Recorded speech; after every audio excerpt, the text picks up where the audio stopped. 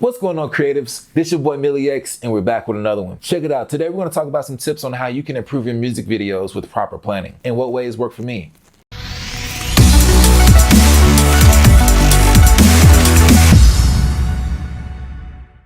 Oftentimes, I get asked a lot on how I became better at filmmaking. And I didn't do any tricks, I didn't do any gimmicks. I just simply started planning my shoots better. Long story short, pre-production, right? Pre-production is so critical. What is pre-production, you may ask? Pre-production is everything you're gonna do up until the actual shoot itself. Everything you're gonna do. And it's actually one of the most vital parts to actually being able to produce a quality project at the end of the day. Without pre-production, you really don't know, if you're gonna really be able to produce a quality project.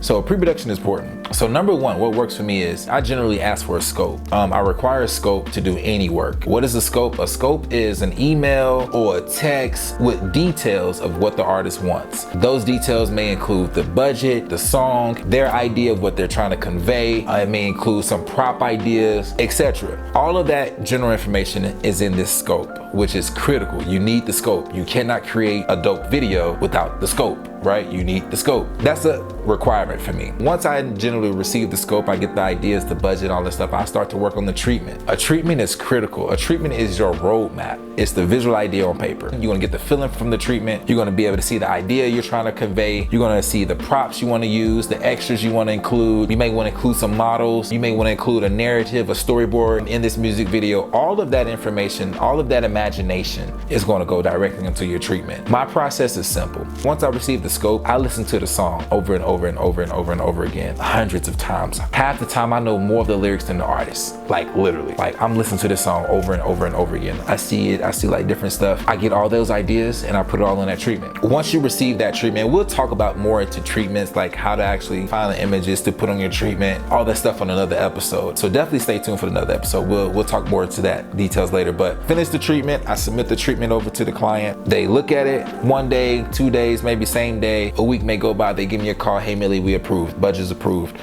Awesome. Time to go to work. All right, so from there, boom. Once we got that budget approved, we scout the locations, we book the models, we book the props, we get the cars that they may want, everything that they want in this treatment, right, that we got approved for. Once we receive the deposit and all that stuff, we go ahead and start booking away. All of this stuff is key. It's very valuable. You want to book all this stuff in advance.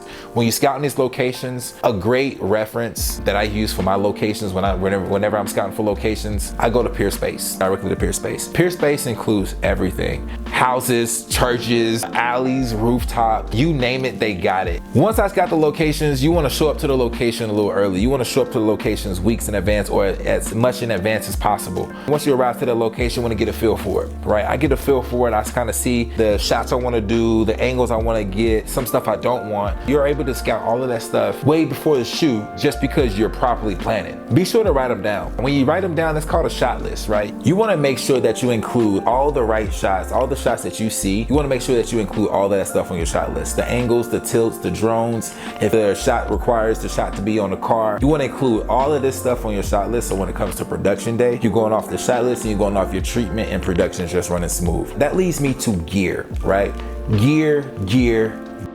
That's what we need. We gotta have the beast to create the beast. You know what I'm saying? So when it comes to gear, there's 4 main things to think about when it comes to gear. What camera you're gonna use, what lens you're gonna use, what lights you're gonna use, and what machinery you're gonna use to operate the camera with. Those are the 4 main things. And if you do not own your own equipment, there's websites like ShareGrid that you can actually go to that allows locals and other creatives to rent to other locals and other creatives like yourselves at affordable prices. Once you have all that stuff locked and loaded, it's time to work. Production day. It's time to go to work. Now, don't get me wrong. There still may be some creativity going on set. You may come up with an idea. The artist might come up with an idea that they want to do. That happens, right? But make sure you get your main shots first. You don't want to waste time getting creative shots and completely lose focus of the main shots you came to get, right? Planning your shoots, development of treatment, all of this stuff, man, it plays a huge role in the end result of your product. I don't know if I told y'all, but if y'all stayed to the end, I'm going to go ahead and give y'all some benefits. The benefits of really spending a lot of time in pre-production. Number one,